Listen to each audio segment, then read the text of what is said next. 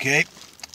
In chatting with one of the baristas over at Starbucks last night, it became painfully aware that we're now dealing with a generation that has no clue about the history of Star Trek or what went on before JJ.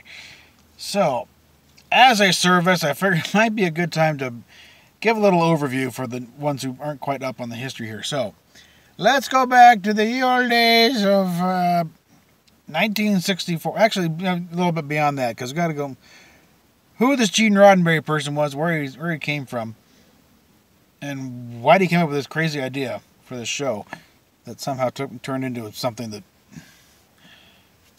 later on it was like wondered, why is L. Ron Hubbard getting these? I got much more followers and a much better written show. So, anyway, Roddenberry, born in El Paso but raised in L.A., interesting character. His father, I can kind of relate here because my dad was in similar ways. Had some very interesting forward-thinking ideas, but also kind of stuck in his roots in other ways too. Not quite as extreme as the elder Roddenberry, though, because this guy, serious prejudice, but also knew that it was wrong to be that way. He knew what he was thinking was not right, but he was stuck in it. So, such is life. Gene, he was born in 1920, so just in time, just of age for when World War II rolled around. Joined the Army Air Corps, flew B-17s, I think it was, in the Pacific.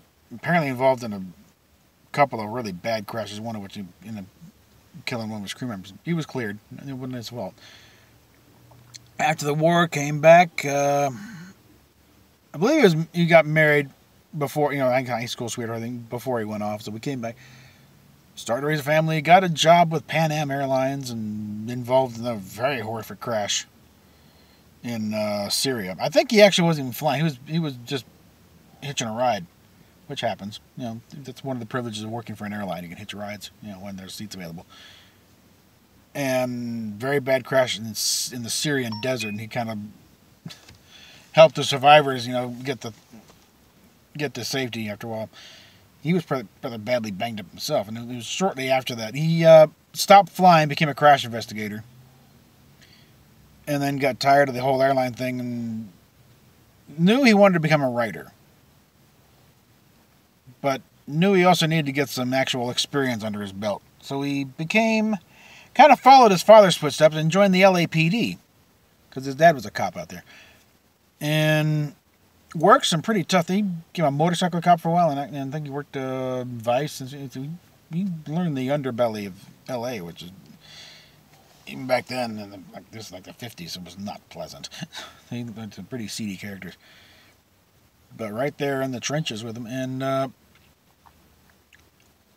his writing ability got the attention. So he became the chief speechwriter for Chief Parker in the LAPD, who was, attitude-wise, he lined up a lot with with his dad, so he was able to handle that.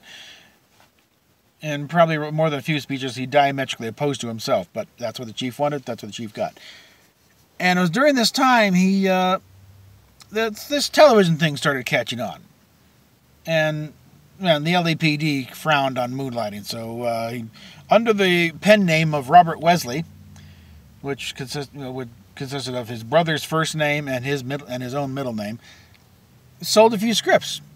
And just do cop shows, because that's the world he was in. He knew it, and it always helps when the people writing the show know what they're talking about. So yeah, I think he probably got wind because there's probably a few cops doing this at the time too. But he sold a few, He became, I don't think he ever sold the one to Dragnet, but I think he became buds with Jack Webb. I think Jack Webb was all, because I think actually he became kind of an advisor to Dragnet. Because remember, they were pulling actual case files and learning about basing the shows on. So he probably very close contact with Jack Webb. So yeah, he started learning the business from the inside. And again, selling some scripts. But eventually he started doing good enough. He was earning more money as a writer than he was as a cop at that point. So then it's like, okay, time to start doing this full time. And started making a name for himself as a writer. And he claimed to be the head writer of Have Gun Will Travel. They never had a head writer, actually, but he did sell more scripts to them than anybody else. And that was, and around that point is when he started. Okay, time to move the next rung up and do my own show. And this, there are several pilots that I think some of them got produced, but never, some of them just got pitched and never got past the script stage. But the one that kind of took off was The Lieutenant. Ran for a couple seasons, actually, on NBC. And there's where this becomes rather important with Star Trek later on, because during the production of The Lieutenant, which actually did pretty good ratings, and had some, Robert Vaughn was in that, as the colonel of it, and Gary Lockwood, of course, and a number of staff and actors who would later show up in Star Trek first showed up on The Lieutenant, including Nichelle Nichols. That was her television debut, was on The Lieutenant. In fact, it was that episode that she showed up in. It was about a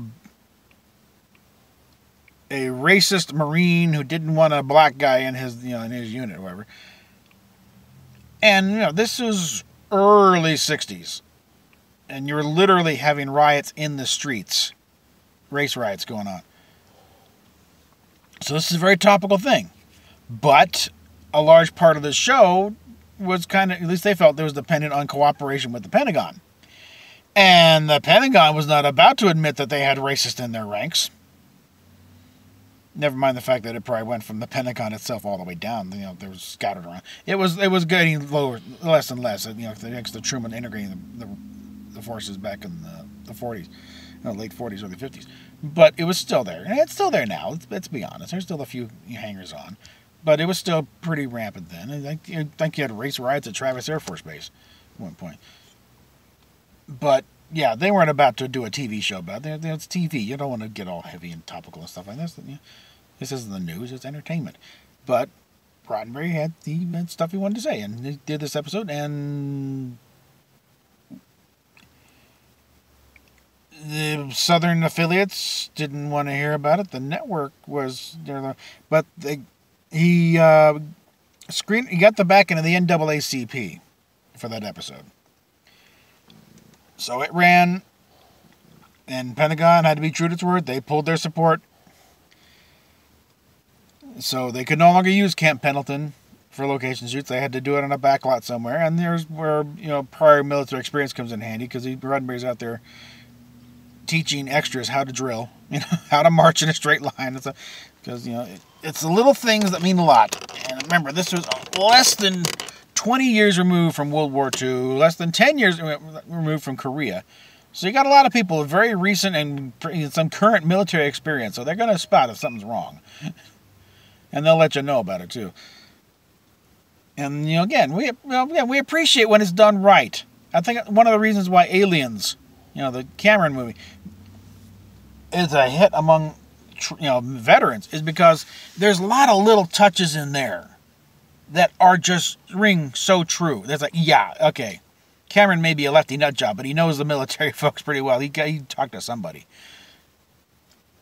Because just little slang terms here and there, and they're all in the control room, and Hudson starts, man, I was getting short in the military theater. That gets an immediate laugh because everyone knows what he's talking about. Getting short means your departure time. You're about ready to separate out.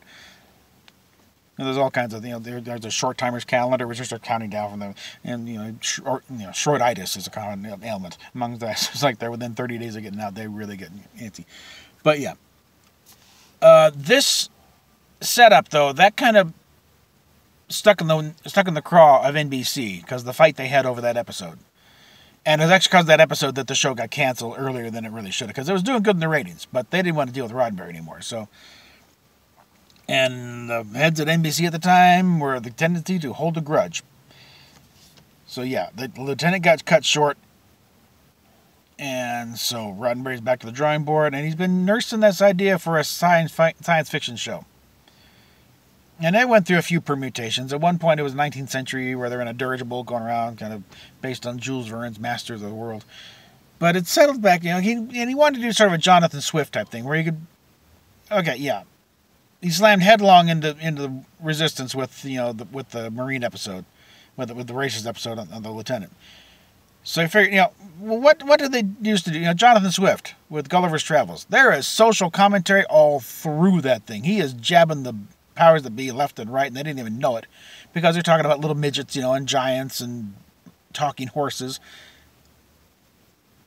So if you do it that way, you could say all kinds of things about society and war and death and sex and all kinds of subjects that are explicitly forbidden by the Standards and Practices Board. But because it's about a little bunch of polka dot people on a strange planet, it'll let it go right on by. They don't even know it. And so he started working on the sci-fi idea. It's also something you'll never see in the Writer's Guide, I don't think. Because, of course, the network's got to prove this. As far as they're concerned, it's just, it's a space opera. With, and in fact, the whole thing, calling it Wagon Train to the Stars. It's a shorthand technique that you try and get it. The faster the pitch, you can get the point is, the better chance you got. If you got to go through a long-winded explanation, eyes start to glaze over, and they start looking at their watches. Oh, we got another meeting here in about 10 minutes. You can wrap this up here, and they're just going to get you at the door. So you want to sum it up into one thing. Wagon Train, because it's big, the show big at the time, Wagon Train, was about, a wagon train going through the West, and then, the adventures these guys would have on the way. And you'd meet the guest stars would be other people in the wagon, the wagon 5. Oh, yes, that's what we're talking about this week. And you had your regular cast, the guy, the guys who helped guide the wagon train through the thing, but you had guest stars, being the various wagons through the train. And so, Wagon Train to the Stars, it was like, another way of saying it would be like Seinfeld in space type of thing. You're taking the name of a hit show and you're putting it there. So that was the point of Wagon Train to the Stars. Is you're hitting a current hit show, and you're saying we're going to do this, but it's going to be in space instead of wagons. It's going to be ships. 6 guns we replace with laser zap guns, and we'll talk to aliens and stuff. And we'll have a regular crew on the ship, but you'll also go to planets and the other ships, and that's where our stories come from. And okay, originally they were pitching it. Well, Herb Solow was brought into Desilu Studios at the time, and they were losing money. They weren't making it. They had all these, because they were on the old RKO lot. It still are. It's still there. If you go on Melrose, the corner lot is this huge, sphere, globe, kind of half a globe sticking out of a building. And on top of that, that was the RKO thing, and they had the big radio, the tower on top of it. It's an RKO radio picture, whatever that was, radio picture. And thing is, Desi and Lucy bought the thing big back then. That's where they did the Lucy show. And they also rented out studio space to other productions. And they had a few other places, they had the place where they did the Andy Griffith show, the location lot. But they were needing some stuff, and they brought in this guy, Herb Solow, who used to work for NBC, to develop new shows. And because originally Roddenberry was working out of MGM when he's working on The Lieutenant. And he pitched the Star Trek thing over there, and they kind of passed on it. They're like, no, we're not going to get into this. Right? Because the state of science fiction on television at the time was the Irwin Allen stuff. Lost in Space, Time Tunnel, Voyage to the Bottom of the Sea. Flashy, but cheesy as all hell. And actually, it was during the pitch to CBS. Because Herb... He'd given the initial idea, when Roddenberry came in and gave a rather uninspiring pitch to, for the Star Trek. The idea was intriguing enough. Okay, we'll work on this. But Mort Warner, I think it was, he was the head, one of the higher ups at Desilu. He got a hold of this guy, and he didn't want to wait for Herb. He took Roddenberry right over to CBS, because CBS has a good relationship with Lucy. They wanted more Lucy show, more Desilu stuff. So he took him right over there, and Roddenberry. Again, he wasn't the polished lecturer we know him from the 70s and 80s and that, He was kind of a mumbling, shambling type of guy and wearing these sweater vests that really didn't fit that well. And I guess this was his idea of an intellectual type. But it also kind of occurred that as they're talking over at CBS, kind of after the fact, what they were doing was picking his brain, because they already had an idea they wanted to go with called Lost in Space. I guess Irwin Allen had sweet-talked it before, but I think apparently they had some doubts of how they were going to pull it off, because it was a pretty ambitious show too. They're flying saucer and then flying through space. And they kept a lot of questions of, well, how are you going to do the planet stuff? And how would you do this? And of course, Roddenberry, say what you will about his writing ability. It was kind of hit or miss depending on how far into the whiskey bottle he was at the given time and on the script. But he was a top-notch producer. And the thing is, producer, you got to think on your feet a little bit. You got to how to improvise, stretch a dollar to the point where it screams. And he could do that with the best of them. He could turn, you can make chicken salad out of chicken shit, if you had to, if it serves the plot. And he kind of laid out for them, chapter and verse, how you produce a space show, a space set or sci-fi show, without bankrupting yourself in the process. Because previously, because like Voyage to the Bottom of the Sea, you had the sea view, but it was still current day. You could do a variation on modern naval uniforms right off the rack, and a lot of still modern guns and still present day stuff. You could go to the prop shop and okay, we already got that in stock. You got it for free. Time tunnel, you're doing it's a lot of period stuff, So again, that Tudor drama, yeah, we can reuse that stuff. Something like Lost in Space. Remember the first season, they were on the same planet for the whole thing. So yeah, you get their standing sets, but then they just used it for the whole thing. Star Trek, it's like you're building everything from scratch. That's why that wasn't an easy show to produce. But yeah, anyway, they'd go to CBS, and Roddenberry kind of unwittingly a little bit. It took too long to figure out what they were doing. That they picked his brain, and he helped them figure out how to produce Lost in Space. So, and that didn't sit well with them. And Herb got wind of this, and they kind of bombed out. Not all of us Roddenberry's fault, but he didn't help himself either. So okay, fine, all right. We blew a CBS. Let's move on. There's two other networks to deal with here, NBC or ABC. And ABC probably would have jumped at it because they're desperate. They're third place and they needed something. But Herb used to work for NBC. He still had friends heads at NBC, Grant Tinker and a few others. So okay, this time he'll personally do this at NBC. Take Roddenberry along, but the emphasis being, Gene, just sit there and look cute, okay? Don't say anything. And Herb did all the talking. And they said, it was based on their friendship and respect for Herb that they bought the show, because they really weren't completely sold on the idea, and they really didn't want to work with Roddenberry again, because they were still ticked off at him for what they put the network through over that episode of Lieutenant. But again, out of deference to Herb, okay, we'll give it a shot. We'll throw some money at it. Show us some scripts. So they worked up, and worked up the Cage. That's another thing. The actual title, it went through a few things. Generally, the Cage, the Menagerie. When it went to NBC, the actual title of that episode was The Menagerie. But since it's not on the screen anywhere, it's just a little trivia fact. So later on, when they cut it into the two-parter, they just brought up the name The Menagerie. The Cage was a working title, but it's slapped on there now to differentiate it from the two-part episode. So that's just, it's a bookkeeping thing. But yeah, they worked up the thing, and all right, the script was intriguing enough. And one of the reasons why NBC chose that is not so much that they love the idea of this, psychodrama with mind control and delusions, is that of the stories that they were presented, this one was the most difficult to produce. They knew it.